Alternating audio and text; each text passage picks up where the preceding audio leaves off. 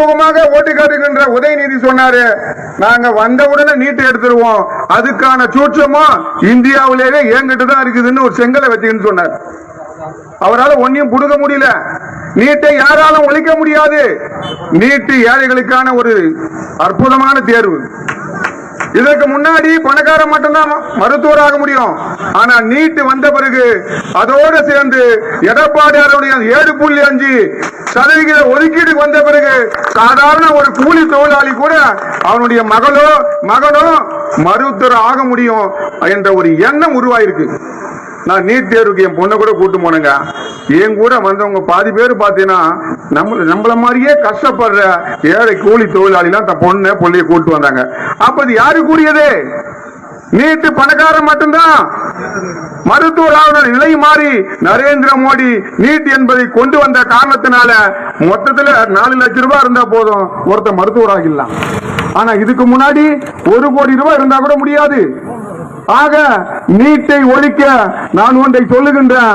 திமுகவில் அவங்க தாத்தா உதயநிதி சொன்னாரு எடுக்கிறேன்னு, அவங்க தாத்தா முத்துவேல் கருணாநிதி திரும்ப வந்தா கூட அந்த நீட்டை எடுக்க முடியாது. இது ஒண்ணு. ரெண்டாவதா, நான் வந்த உடனே சிலிண்டருக்கு பணத்தை 100 ரூபாயா குறைக்கிறேன்னு சொன்னாங்க. குறைச்சாங்களா? தாய்மாரெல்லாம் இருக்கிறீங்க. நான் வந்த உடனே 100 ரூபாய் சிலிண்டருக்கு குறைக்கிறேன்னு எங்கன்னா குறைச்சாரா? நரேந்திர மோடி பாராளுமன்ற எலெக்ஷன் போது 200 ரூபாயை குறைச்சாரா இல்லீங்களா? 1600 ரூபாய் இருந்த சிலிண்டர் இப்ப 860 ரூபாய் வாங்குறீங்களா இல்லீங்களா? சொல்லாமலே செஞ்சவன் நரேந்திர மோடி. ஏரி வேலை நான் வந்தேன்னா 150 நாள் ரூபாய் பணம் கொடுத்தாருங்களா? இன்னைக்கு 30 நாள் கூட வழி இல்லைங்க. காரணம் யாரு? ஸ்டாலின். காரணம் யாரு? கோபாலபுரத்து குடும்பம். அவங்க நரேந்திர மோடி கொடுக்கிற காசை 1 ரூபாய கூட தமிழ்நாட்டு மக்களுக்கு கொண்டாந்து சேர்க்க மாட்டாங்க. தப்பா மக்களை திசை திருப்புறாங்க. அவர் ஏரி வேலி காசு போடலைங்க. நரேந்திர மோடி பணம் கொடுக்கலைங்க. அவர் ஒழுங்கான முறை உதவி பண்ணலங்க. ஆனா நிர்மலா சீதாராமன் சொல்றாங்க, இந்தியாவிலேயே அதிகப்படியாக ஏரி வேலைக்கு பணம் பெறுகின்ற மாநிலம், பணம் கொடுத்திருக்கின்ற மாநிலம் தமிழகம். அப்ப நிர்மலா சீதாராமன் பதில் சொல்றாங்களா? நீ காலையில எழுந்து பல் தொலைக்கிறியா இல்லையோ, அதுல ஆரம்பிச்சு ராத்திரி தூங்குற வரல மோடியை திட்டினா எப்படியா முறை? ஒரு மத்திய அரசாங்கமும் மாநில அரசாங்கமும் இணக்கமா இருந்தாதான் அது வரும். அதுதானுங்க உண்மை. கணவன் மனைவி 2 பேரும் ஒன்னா இருந்தாதான் குடும்பம் நல்லா இருக்கும். 2 பேரும் சண்டை போட்டா குடும்பம் நல்லா இருக்குமா? ஆக நரேந்திர மோடியை எப்பவுமே பேசுகிற ஸ்டாலினால திரும்ப ஆட்சிக்கு வந்தா ஏரி வேலை வருமா என்பதை நீங்க உணர வேண்டாம். ஸ்டாலின் வந்தாருன்னா ஏரி வேலை உங்களுக்கு இருக்காது என்பதை நாங்க சொல்ல கடமைப்பட்டிருக்கேன். ஆனா நரேந்திர மோடிஜி 125 நாள் வேலை திட்டத்தை கொண்டாந்துருக்காரு. முன்ன மாதிரி இல்லைங்கம்மா. 125 நாள்ல நீ 10 நாள் வேலைக்கு வரல, வேலை கொடுக்கல, பணிதள பொறுப்பாளரோ மக்கள் நல பணியாளரோ பஞ்சாயத்து தலைவரோ ஏதோ ரூபத்தில் உங்களுக்கு தர முடியாமல் போனாலும் கூட அந்த 10 நாளைக்கு 10 3 300 ரூபாய் பாதி 150 ரூபாய் பணத்தை கொடுக்கணும்னு சட்டத்தை ஏற்றிருக்காரு. இப்படிப்பட்ட ஆள் உங்களுக்கு வேணுமா? 125 நாள் தரேன்னு சொல்லிவிட்டு 30 நாள் கூட கொடுக்காத ஸ்டாலின் வேணுமா? முடிவு பண்ணிக்கோங்க. இது 3வது விஷயம். 4வதா, திருப்பரங்குன்றத்தில் என்னங்க பிரச்சனை? 1/2 லிட்டர் எண்ணெய் ஒரு வத்தி வச்ச விளக்கு ஏற்றிட்டு இருக்கலாம். அங்க எதுக்கு இந்த மாதிரியான ஒரு பிரச்சனை? இஸ்லாமியர்கள் எல்லாம் போர்க்கொடி தூக்குவாங்களாம், கிறிஸ்தவர்கள் எல்லாம் சண்டை போடுவாங்களாம். அங்க விளக்கையே ஏற்ற போட்டு சொல்லுது சார். சாமிநாதன் ஒரு மிகப்பெரிய நீதி அரசர் சொல்றாரு, உனக்கு என்ன பிரச்சனை விளக்கை ஏத்தியானு?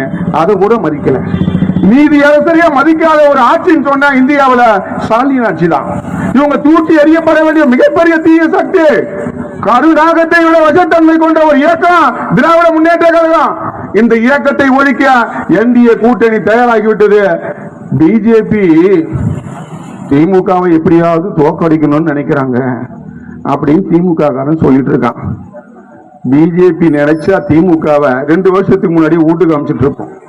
எங்களுடைய இல்ல, திமுக என்கிற ஒரு கட்சியே இருக்கக்கூடாது. அந்த கட்சியை வேரோடு மண்ணோடும் அழிக்க வேண்டும் என்பதற்காக தான் நாங்க வேலை பார்த்துட்டு இருக்கின்றோம். RSS கூட. ஏன்னா இது தமிழனுக்கு எதிரான கட்சி, தமிழ் மொழிக்கு எதிரான கட்சி, தமிழ் நாட்டுக்கு எதிரான கட்சி, ஒட்டுமொத்த மனித வாழ்வியல் முறைக்கு எதிரான கட்சி. திமுக காரன் நீ கெட்டது என்ன சொல்லி பாரு, இந்த 2.5 வயசு பொண்ணை ஒருத்தன் கெடுத்துட்டான் திமுக தெரியுமா? 2.5 வயசு பொண்ணை இப்ப 16 வயசு பொண்ணை கெடுத்துட்டான். திமுக சொல்லி பாரு, அந்த பொண்ணையும் அங்க போச்சியா? அது தப்புன்னு சொல்ல மாட்டான். இவன் எதெல்லாம் தப்போ இதெல்லாம் சரின்னு 50 ஆண்டு காலமாக பேப்பர் வழியா, டிவி வழியா, சீரியல் வழியா ஆம்படியா மொண்டாட்டி சண்டை, அண்ணன் தம்பி சண்டை, மாமியார் மருமக சண்டை, சொத்துக்காக கொலை பண்றான். இவன் கொஞ்சம் கொஞ்சமா நம்மளை பிரிச்சுட்டான். 50 ஆண்டு காலமாக திராவிட கொள்கை நம்மளை பிரிஞ்சு வச்சிருக்கு. இது எல்லாத்துக்கும் 2021ங்க. இவன் உடல் ரீதியா, உணவு ரீதியா, உறவு ரீதியா எல்லாத்தையும் நம்மளை கெடுத்து வச்சிருக்கான். 2021 ஆட்சிக்கு வரும்போது தமிழ்நாட்டில் குழந்தை பிறப்பு 15 லட்சம். நான் இதெல்லாம் நீங்க உன்னிப்பா யோசிக்கணும். திமுக மோசமான ஒரு இயக்கம். இன்னைக்கு குழந்தை பிறப்பு 9 லட்சம். தமிழ்நாட்டில் ஒட்டுமொத்தமாக தமிழ்நாட்டில் 6 லட்சம் குழந்தை பிறப்பு குறைஞ்சு போச்சு. இதுக்கு முன்னாடி குழந்தை அதிகமா பெற்றுக்கிறேன்னு சொல்லி ஆபரேஷன் பண்ணுவான். இன்னைக்கு தெருவுக்கு தெருவு கருத்தரிப்பு ஹாஸ்பிட்டல் இருக்கு. இதுக்கும் காரணம் திமுக தான். ஆக பெரியோர்களே, தாய்மார்களே, பெண்களை ஏமாற்ற வேண்டும் என்பதற்காகத்தான் உங்களுக்கு பணத்தை கொடுத்து ஓட்டுக்கு காசு நேரா கொடுக்க முடியாது என்பதற்காக தான் ஆட்சி வழியாக இந்த 5,000 பணத்தை கொடுத்திருக்காங்க. என்னால பேச முடியல. நான் 1 மணி நேரம் கூட பேசுவேன். என்னால நோண்டிக்கிட்டே இருக்கிறேன். நான் என்ன சொல்றேன், அவங்க அப்பா மட்டும் பணமா கொடுத்தாரு. காலையில நீ எழுந்தினா பல் தொலைக்க பேஸ்ட் வாங்குறல, அந்த பேஸ்ட் ஆரம்பிச்சு நைட்டு தூங்கும் போது கொசு வத்தி யாத்திரிய அது வரலங்க. 10 ரூபாய்க்கு 4 ரூபாய் வரியா காட்டுற. அது மத்திய அரசாங்கம், மாநில அரசாங்கம் எதுவாக இருந்தாலும் அந்த காசுல தான் எடுத்து கொடுக்குறாங்க. இவங்க இன்னும் கோபாலபுரத்துல, திருவாரூர்ல இருந்து இவர் சொன்னாரு, நான் திருட்டு ரயில் ஏறி வந்தேன்னு. சத்தியமா சொல்லுங்க, ரயில் திருட்டு ரயிலா? அவர் திருட்டுத்தனமா வந்தாருங்க. ரயில் நல்ல ரயில். 1967 இருந்து இத மாதிரி சொல்லியே தமிழ்நாட்டு மக்களை ஏமாத்திருக்கிற குடும்பத்தை ராஜபக்சே விட மோசமான ஒரு குடும்பம் திமுக குடும்பம். திமுக யோசனை பண்ணி பாருங்க. ஸ்டாலின் நினைக்கிறது என்ன விஷயம் தெரியுமா? ராஜபக்சேவாரு ஊரை விட்டு ஓடினா, மறுபடியும் தான் சந்தோஷம் வேணும்னு சொல்லிவிட்டு ஸ்ரீலங்காவுக்கு வந்தான். நாளைக்கு திமுக இங்க வேலை இல்லைன்னு சொன்னா இவங்க வாங்கி வச்சுக்கிற தீவுக்கு ஓட்டுருவாங்க. இவங்க என்ன சொல்றாங்க, கூட்டணி ஆட்சி காங்கிரஸ் கேக்குது, நாங்க கேட்கல. காங்கிரஸ் கேக்குது, நாங்க கூட்டணி ஆட்சி பத்தி பேசல. அது அவங்களுடைய உரிமை. கேட்கிறாங்க. கூட்டணி ஆட்சி தமிழகத்துக்கு பொருந்தாது சொல்றாரு ஒருத்தர். ஏன் சார் பொருந்தாது? உங்க கட்சியில் இருக்கிறவங்க யார் சார்? அனிதா ராதாகிருஷ்ணன் யாரு? ராஜா கண்ணப்பன் யாரு? சேகர் பாபு யாரு? செந்தில் பாலாஜி யாரு? இன்னைக்கு போய்கிறார் முன்னாள் முதலமைச்சர் ஓபிஎஸ் யாரு? இவன் எல்லாம் இந்த கையில எம்ஜிஆரையும் இந்த கையில எம்ஜிஆர் படத்தையும் ஏடிஎம்கே பத்து குத்தி வச்சுக்கிறவன். இது என்ன ஆட்சி? குறைந்தபட்சம் 10 மந்திரிக்கிறான். ஆக திமுக ஏடிஎம்கே ஒருத்தன் வந்தான்னு வச்சுக்க, அவனுக்கு மாவட்ட செயலாளர் மந்திரி.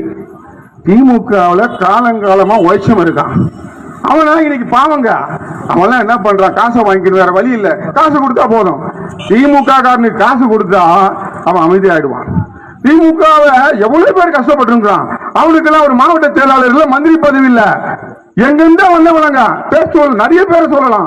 ஏடிஎம்கே வந்து அத்தனை பேரும் 10 பேருக்கு மேல மந்திரிக்காரங்க.